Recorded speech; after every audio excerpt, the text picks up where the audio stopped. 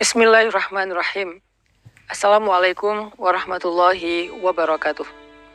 Teman-teman sekalian, kita hari ini akan lanjutkan sharing dan konten tentang libatin Allah. Konten libatin Allah ini sebetulnya konten tentang ilmu akidah dan ma'rifatullah, ilmu tentang yakin kepada Allah dan bagaimana cara bersandar dan bergantung kepada Allah Subhanahu wa taala dengan lebih mengenal kebesaran Allah, baik sifat-sifat Allah, nama-nama Allah, kekuasaan Allah, dan seterusnya. Sehingga dengan kita belajar ma'rifatullah ini, kita jadi tahu bagaimana harusnya kita berinteraksi dengan Allah. Kaifa nata'amal ma'allah fi hayatina. Gimana cara kita melibatkan Allah dalam kehidupan kita sehari-hari. Kenapa penting sekali melibatkan Allah dalam kehidupan kita sehari-hari? Karena sesungguhnya manusia itu tidak bisa hidup hanya dengan mengandalkan dirinya. Orang kalau misalnya cuma mengandalkan dirinya, maka hidupnya akan banyak zalal. Zalal itu banyak trouble, banyak mentoknya. Karena kita ini dhaif, kita ini halua, kita ini ajula, kita ini banyak keterbatasannya. Bahkan cenderungnya manusia itu rugi. Sebagaimana yang kita sering ulang-ulang ayatnya, innal insan lafi khusr. Manusia itu pada dasarnya banyak merugikan diri sendiri, kecuali kalau dia beriman kepada Allah, artinya dia bergantung kepada Allah. Illal ladzina amanu dan seterusnya. Makanya belajar melibatkan Allah itu sesuatu yang sangat darurat ya, sesuatu yang sangat penting dalam kehidupan kita. Kalau kita pengen ada keajaiban dalam hidup kita, atau pengen dikasih jalan keluar ketika kita mentok, atau kita pengen meraih hal-hal yang kita anggap mustahil. Kenapa? Karena kata mustahil itu hanya berlaku untuk kita, tidak berlaku untuk Allah, karena Allah ala kulli syai'in qadir. Banyak hal yang bagi kita itu jauh, tapi bagi Allah dekat. Bagi kita itu besar, tapi bagi Allah itu kecil. Bagi kita itu mahal, bagi Allah itu murah. Bagi kita itu tinggi, nggak terjangkau, bagi Allah itu rendah dan sangat mudah gitu. Bagi kita sulit, bagi Allah itu mudah. Jadi kalau kita hidup hanya dengan mengandalkan diri kita, banyak hal yang akan kita hadapi dengan hanya berkeluh kesah. Tapi kalau kita hidup dengan melibatkan Allah, justru kita akan menjadi orang yang optimis. Lalu ketika kita dapat masalah, kita sabar. Kalau kita dapat nikmat, kita syukur. Dan itulah hakikat dari kebaikan hidup seseorang. Antara sabar, syukur, karena kedua-duanya adalah khair. Kedua-duanya adalah kebaikan bagi dia. Pada episode kali ini saya akan mencoba untuk berbagi dengan teman-teman sebuah hikmah. Hikmah itu kalau dalam bahasa Arab kata para ulama artinya al-isabah fil qawli wal amal. Baik atau tepat dalam ucapan dan tepat dalam perbuatan. Jadi orang yang hakim, orang yang ahli hikmah itu ucapannya itu tepat. Jadi pas gitu, ucapannya itu mengena, ucapannya itu sesuai dengan kadarnya, tidak berlebihan, tidak juga kurang. Itulah orang yang hikmah atau hakim. Nah, di antara orang-orang yang hikmah itu nanti kita juga mengenal namanya Luqmanul Hakim. Di dalam Al-Quran ada suratnya, yaitu surat Luqman. Nah, ada banyak sekali hikmah yang disampaikan para ulama tentang bagaimana cara kita melibatkan Allah. Dan hikmah ini pasti diambil dari Al-Quran dan hadis yang kemudian dibahasakan ulang dengan bahasa para ulama. Salah satu kitab yang saya suka banget yang isinya adalah kumpulan hikmah-hikmah, kumpulan kata-kata yang bijak dan penuh dengan kebaikan, itu adalah kitab Al-Hikam yang ditulis oleh seorang ulama besar dari Mesir yang bernama Ibnu Athaillah As-Sakandari. Nah, beliau menulis kitab hikam yang sangat terkenal. Salah satu di antara hikmah yang luar biasa tentang bagaimana cara kita melibatkan Allah itu, beliau mengatakan, min alamatil i'timad 'alal amal nuqsanur raja 'inda wujudiz zalal. Salah satu di antara tanda-tanda orang terlalu bergantung kepada ikhtiar, bergantung kepada amalnya, bergantung kepada perbuatannya, bergantung kepada usaha dirinya adalah nuqsanur raja, berkurangnya harapan kepada Allah inda wujudiz zalal, ketika ada masalah dalam hidupnya. Maksudnya apa? Seringkali kita gini, kita tuh jadi kayak berani berharap yang baik-baik kepada Allah kalau apa yang kita harapkan itu masih logis. Jadi kita kayak tahu gitu gimana cara mengikhtiarkan hal itu. Kita tahu bagaimana cara mendapatkan hal itu. Sehingga kita masih berharap pada Allah, ya Allah mudahkanlah saya. Misalnya kayak kita pede bisa dapat kerjaan. Atau misalnya kita udah ngerasa bahwa insya Allah saya layak mendapatkan pekerjaan itu. Sehingga kita mendaftar di sebuah perusahaan. Kita masih berharap pada Allah supaya Allah mudahkan urusan kita. Tapi ketika ternyata kita ditolak sana-sini, kita ketuk setiap pintu-pintu di bumi, ternyata nolak kita sehingga kita nggak punya kerjaan, kita tiba-tiba jadi putus asa, jadi nggak berharap lagi, jadi nggak optimis, karena ngerasa kayaknya pintu-pintu bumi udah tertutup. Karena ngerasa kayaknya ikhtiar kita itu udah mentok, kayaknya udah nggak ada lagi perusahaan yang bisa kita hubungi gitu. Sehingga ketika pintu-pintu di bumi udah tertutup, kita jadi berkurang juga harapan kita kepada Allah. Padahal orang yang baik dalam melibatkan Allah dalam hidup itu justru di saat pintu-pintu di bumi tertutup, dia masih berharap kepada Allah. Di saat itulah Allah terlibat. Jadi jangan sampai ketika pintu bumi tertutup, manusia meninggalkan kita, jalan-jalan ikhtiar itu kayaknya udah mentok, kita jadi berprasangka buruk dan tidak lagi berani berharap yang baik-baik kepada Allah. Justru ketika keadaan kita lagi sulit, keadaan kita lagi mentok, pintu-pintu di bumi tertutup, manusia meninggalkan kita, justru saat itulah saat kita bisa melibatkan Allah seutuhnya, karena tidak tercampur dengan keyakinan kita kepada makhluk. Dan saat itulah saat yang paling ajaib, saat kita mentok. Maka harusnya ketika kita mentok, ketika kita merasa kayak nggak ada harapan di antara manusia atau di bumi, kita justru semakin besar harapannya kepada Allah Subhanahu wa Ta'ala. Dan itulah cara paling ajaib melibatkan Allah dalam urusan kita. Kayak masalah jodoh misalnya. Ada orang yang dia udah siap menikah, udah punya pekerjaan tetap, punya penghasilan yang baik, kemudian secara penampilan dia juga good looking, orangnya juga baik gitu. Terus dia suka sama seorang cewek. Datanglah dia untuk melamar cewek tersebut. Dan sepertinya cewek itu juga kayaknya perhatian sama dia. Sehingga dia nggak tahu GR apa enggak. Dia kayak berharap kayaknya nih udah waktunya nih saya serius dan melamar dia. Sebelum dia berangkat ke rumah calon istrinya, dia berdoa kepada Allah, ya Allah mudahkan urusan saya. Ya Allah semoga saya bisa menjadi suami yang baik bagi dia. Semoga lamaran saya diterima, bla bla bla. Dia berdoa kepada Allah, dia berharap pada Allah karena dia percaya bahwa ada jalan untuk mendapatkan yang dia inginkan. Lalu ketika yang terjadi justru sebaliknya, dia ditolak walaupun dengan cara baik-baik atau bahkan mungkin dengan cara yang agak sedikit kasar. Perempuan itu menolak dia atau calon mertuanya yang menolak, ayah dari perempuan itu yang menolak, atau mungkin ada banyak masalah lain yang terjadi sehingga nggak bisalah dia melamar perempuan itu. Apakah dia masih berharap kepada Allah? Kalau dia sudah tidak lagi berharap pada Allah, berarti selama ini dia sebetulnya lebih bergantung kepada ikhtiarnya, kepada usahanya daripada kepada Allah. Makanya tidak terjadi keajaiban. Bukan begitu cara melibatkan Allah. Justru ketika lamarannya ditolak, saat itulah dia bisa mengandalkan Allah seutuhnya.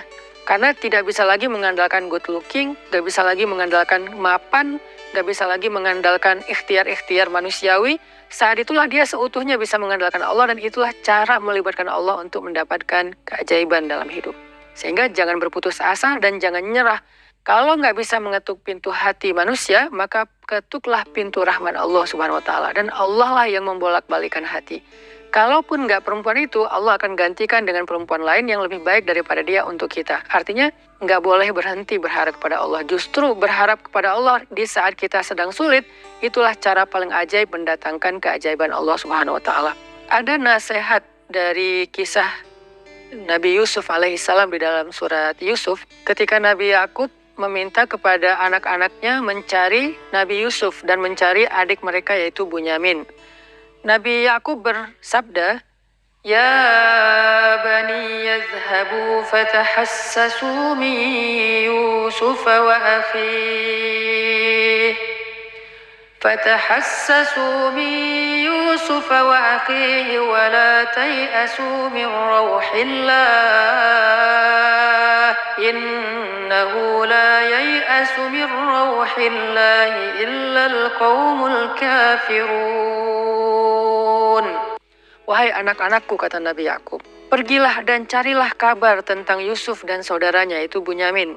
Dan janganlah kalian berputus asa dari rahmat Allah, dari pertolongan Allah, dari campur tangan Allah, dari keajaiban di sisi Allah. Sesungguhnya tidak ada yang berputus asa dari rahmat Allah kecuali orang-orang yang mengingkari kebesaran Allah, orang-orang yang tidak beriman. Jadi ciri di antara orang yang beriman itu tidak berputus asa. Dan kalimat putus asa ini tidak akan muncul kalau tidak ada zalal, tidak ada masalah, kalau nggak mentok. Nggak mungkin dong kita berputus asa sementara jalan masih terbuka lebar, segalanya masih normal, semuanya masih sesuai prediksi kita. Itu nggak ada alasan kita berputus asa. Justru alasan berputus asa itu ketika kita punya masalah, mentok, trouble, error, bla bla bla. Justru saat itulah kita rentan dengan putus asa. Nah, orang yang beriman di saat itu justru mereka bertambah yakin kepada Allah. Tidak menjadi orang yang yai'as, menjadi orang yang berputus asa atau yusi'udzan billah, mereka berburuk sangka kepada Allah. Wa tadhunnuna billahi dzunun. Kalian berprasangka kepada Allah dengan prasangka yang tidak pantas. Kenapa? Karena orang beriman tidak pernah berhenti berharap kepada Allah yang baik-baik. Bahkan ketika ada masalah paling berat dalam hidupnya, saat itulah dia semakin berharap kepada Allah dan semakin bergantung kepada Allah. Dan saat itulah keajaiban Allah terjadi. Coba renungkan firman Allah di dalam surat An-Naml ayat 62. Bismillahirrahmanirrahim. أَمَّنْ يُجِيبُ الْمُضْطَرَّ إِذَا دَعَاهُ أَمَّنْ يُجِيبُ الْمُضْطَرَّ إِذَا دَعَاهُ وَيَكْشِفُ السُّوءَ وَيَجْعَلُكُمْ خُلَفَاءَ الْأَرْضِ أَإِلَهٌ مَّعَ اللَّهِ اللَّهِ قَلِيلًا مَا تَذَكَّرُونَ. Siapakah yang akan memperkenankan doa orang-orang yang sedang kesulitan jika dia berdoa kepada Allah dan kemudian menghilangkan keburukan dari mereka dan menjadikan kalian sebagai pemimpin-pemimpin di muka bumi? Apakah ada ilah yang patut disembah bersama dengan Allah? Qalilan ma tazakkarun, sedikit sekali apa yang kalian mengerti. Siapakah yang akan menjawab doa orang yang ketika muttor? Apa itu muttor? Muttor itu artinya orang yang sedang dalam kesulitan yang luar biasa. Muttor itu artinya orang yang sedang dalam kesusahan yang sangat besar. Muttor itu artinya orang yang udah mentok, itulah muttor. Maka amma yujibul muttor, siapa yang akan bisa menjawab panggilan orang yang sedang muttar, yang memanggil ya Allah, ya Allah, ya Nasir, ya Azim, ya Aziz, ya Rabbal Alamin, ya Rabbi. Siapa yang akan menjawab panggilan ketika ada yang memanggil dalam keadaan kesulitan? Ya Allah, selain Allah Subhanahu wa Ta'ala. Hanya Allah yang bisa menjawab. Ketika manusia tidak bisa menjawab, orang tua nggak bisa menjawab, teman-teman nggak bisa menjawab, mereka nggak ngangkat telepon, nggak ngebalas WA, nggak ada yang mau membantu kita, nggak ada yang yujib. La ahad yujibuna, tidak ada satupun yang menjawab kita. Faman yujibul muttar, siapa yang menjawab kita ketika dalam keadaan muttar seperti itu? Allah. Maka di dalam ayat ini Allah ngasih kita nasihat, wahai hambaku, la tahzan kalau manusia tidak menjawabmu. La tahzan kalau manusia tidak memenuhi panggilanmu. La tahzan kalau manusia meninggalkanmu, mengabaikanmu. La tahzan kalau mereka berpaling dari kamu. Kenapa? Aku tidak akan pernah meninggalkanmu. Aku tidak akan pernah menyia-nyiakanmu. Wadduha wal laili idza saja ma wadda'aka rabbuka wa ma qala. Ma wadda'aka rabbuka wa ma qala. Tuhanmu tidak pernah meninggalkanmu dan tidak benci kepadamu, wahai hambaku, walaupun kamu pendosa sekalipun. Ada 3 kondisi di mana seseorang itu doanya tidak ada hijab dengan Allah. Salah satu di antara 3 kondisi itu adalah ketika orang ini terzolimi. Orang yang terzolimi, walaupun dia pendosa, walaupun dia ahli maksiat, walaupun dia orang yang selama ini jauh dari Allah, tapi ketika dia dalam keadaan terzolimi, dalam keadaan susah, dalam keadaan dianiaya, dia berdoa, doanya nggak ada hijab dengan Allah loh. Walaupun dia selama ini nggak pernah sholat, walaupun selama ini dia nggak puasa, walaupun selama ini dia nggak berhijab, walaupun selama ini dia nggak pernah buka Al-Quran, walaupun selama ini dia nggak pernah mengingat Allah, tapi dalam kondisi ketika dia muttar, terzolimi, susah, maka tidak ada hijab antara dia dengan Allah ketika dia berdoa. Kenapa? Itulah istimewanya keadaan ketika orang terzolimi atau muttar. Allah nggak ngelihat dia puasa atau enggak. Allah nggak ngelihat dia sholat apa enggak. Yang Allah lihat dia memanggil Allah atau enggak. Makanya hati-hati kata Nabi dengan doa orang yang terzolimi. Walaupun orang yang terzolimi ini ahli maksiat, kalau dia terzolimi lalu dia berdoa kepada Allah, doanya nggak ada hijab. Sehingga Allah berfirman, amma yujibul muttar. Siapa yang menjawab orang-orang yang sedang susah ketika dia memanggil Allah, idza da'ah wa yakshifus su', lalu Allah menghilangkan kesusahan darinya.